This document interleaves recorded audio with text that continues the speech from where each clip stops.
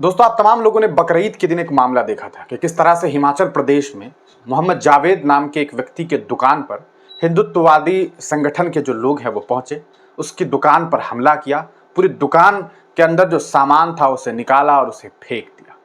असल बात ये थी कि मोहम्मद जावेद के ऊपर यह आरोप था कि मोहम्मद जावेद ने गौ हत्या की बकरीद के दिन और उसकी तस्वीर को व्हाट्सएप स्टेटस पे लगाया और उसके बाद लोगों की भावनाएं जो है वो आहत हो गई। ऐसी आहत हुई कि वो लड़का मोहम्मद जावेद उत्तर प्रदेश के सहारनपुर में था और उसकी तस्वीर देख करके हिमाचल प्रदेश के लोग, हिमाचल प्रदेश में नाहन एक जगह है वहां जहां कांग्रेस की सरकार है जी, वहां पुलिस प्रशासन के सामने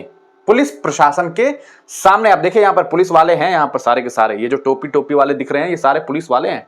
इनके सामने ये हिंदुत्ववादी दल के जो लोग हैं ये उस जावेद के दुकान में घुसते हैं और सारा का सारा उसके अंदर जो गारमेंट्स होता है, जो कपड़े वगैरह का दुकान था इसका, सब कुछ निकाल करके फेंक देते हैं और लूट के लेकर के चले जाते हैं।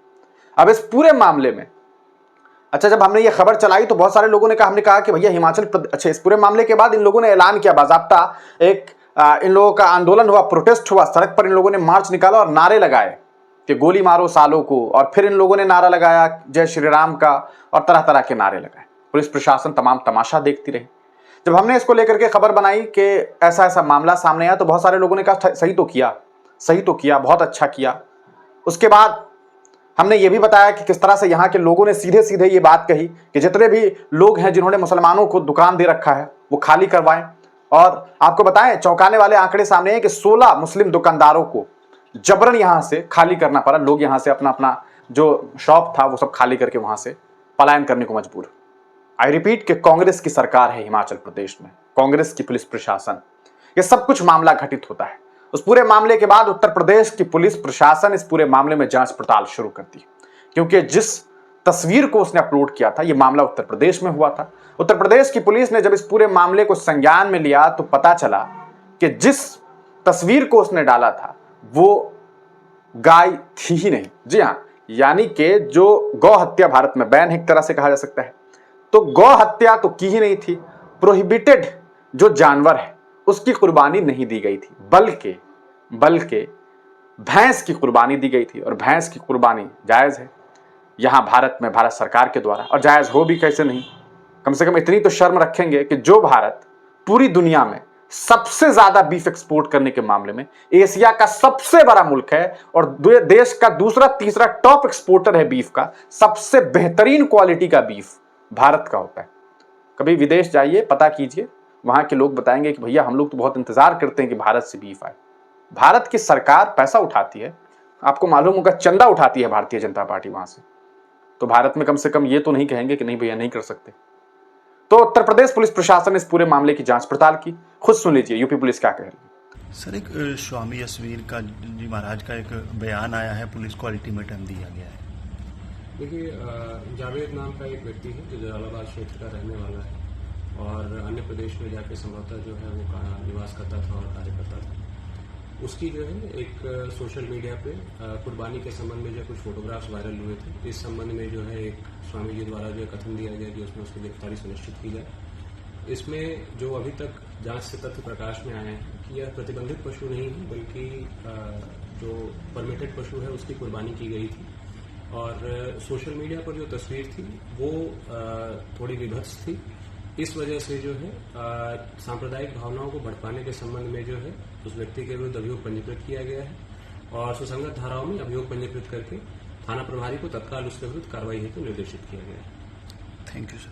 आपने सुना कि किस तरह से उन्होंने सीधे सीधे ये बात बताई। हाँ, उसने तस्वीर साझा की थी, तस्वीर नहीं साझा करनी चाहिए किसी को भी, कोई भी इंसान हो। अगर आप बलि ही चढ़ाते हैं, क्या जरूरत है तस्वीर देने की। बहुत सारे लोग मंदिर पे बलि चढ़ाते हैं, बड़ा बड़ा बकरा ला करके जो है एक बार में 10-10 बकरे को सीधे, हम लोगों ने तो बहुत सारे वीडियोस देखे हैं और आप लोगों ने तो आंखों से देखा होगा।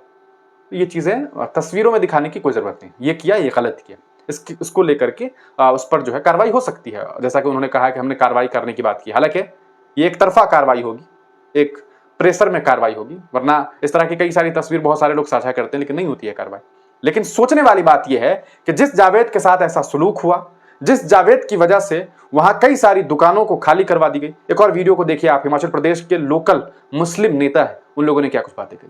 नाम हुआ है, बड़ी शर्म की बात है। लेकिन जो छोटे नेता है उनको कोई रोकने वाला नहीं है।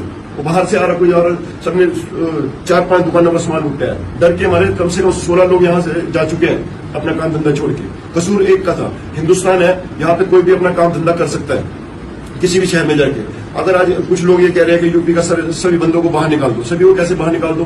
हमारे नोएडा में, यूपी में जो हिमाचल के लोग काम कर रहे हैं उनका क्या होगा? कोई सोच नहीं रहा इस बात को, सिर्फ नारेबाजी चली हुई है, इनको बाहर करो बाहर करो। बड़ी तकलीफ की बात है।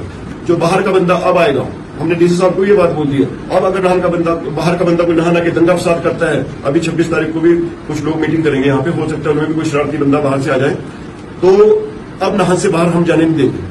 अंजुमन इस्लामिया, मेरे शहर के ऊपर बात आएगी, नाहन के ऊपर बात आएगी, हिमाचल के ऊपर बात आएगी, तो नाहन का जो मेरे साथी हिंदू साथी मेरे साथ है और मुस्लिम साथी भी है, हम उनको वापस नहीं जाने देंगे। उनके यहीं तक पैर तोड़ने हमने ठीक ढंग से फिर उनको हद होगी। हमारे शहर को पूरे हिंदुस्तान में बदनाम कर दिया है। हम लोगों की इतनी गंदी रेपुटेशन बनाई जा रही है, वजह सिर्फ एक है, हम ना पर्दे पे आते हैं, ना हम सड़क पे आते हैं, ना हम कोई तोड़फोड़ करते हैं, ना हम धरना प्रदर्शन करते हैं। हमारी इस शराफत को ये फायदा उठाया जाता है कि 10-20 लोग आते हैं और हमको बदनाम करके हमको डरा के चले जाते हैं। हम डरते नहीं किसी से, हम डरते नहीं किसी से, सिर्फ हम इज्जत करते हैं। कहना है कि 26 तारीख को भी यहाँ एक मीटिंग है, आए अपने, चाहे वो बीजेपी के हो, चाहे कांग्रेस के हो या कोई दूसरी संस्था हो, आए आराम से शहर के अंदर मीटिंग करे और अपने जो फैसले हो बैठ के उठ के बात करके कर ले। लेकिन अगर दंगा फसाद करेंगे भैया तो वापस नहीं जाने देंगे, ये हमारा वादा है। तो दोस्तों आपने इस वीडियो को देख लिया, अब आपको अंदाजा हो गया होगा कि किस तरह से माहौल खराब किया गया। अब सवाल यह है कि क्या इस पूरे मामले को लेकर के जो पूरा मामला हुआ, इस पूरे मामले के बाद मोहम्मद जावेद का जो नुकसान हुआ, उस नुकसान की भरपाई होगी? उस नुकसान की भरपाई कौन करेगा? आखिर जिस हिमाचल प्रदेश में यह मामला सामने आया, वहां पर सरकार किसकी थी? कांग्रेस की सरकार थी। गुंडई किसने किया? हिंदुत्ववादी संगठन वालों ने। क्या उन पर कार्रवाई होगी? यह भी एक बड़ा सवाल है। सवाल यह है कि जिन मुस्लिम समाज के लोगों को वहां से पलायन करवाया गया, क्या उन लोगों की वापसी होगी? और जिन लोगों ने नारेबाजी की कि गोली मारो सालों को, क्या उन्हें ले जाकर के डंडे मारे जाएंगे? यह भी एक बड़ा सवाल है। आप तमाम लोग इस पूरे प्रकरण पर क्या कुछ सोचते हैं? अपनी राय कमेंट सेक्शन में जरूर दीजिएगा।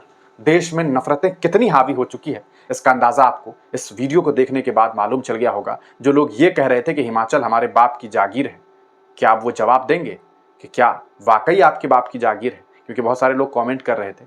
मैं उनसे ये बताना चाह रहा हूं कि आप लोगों ने क्या किया और असल मामला क्या था, ये आपके सामने।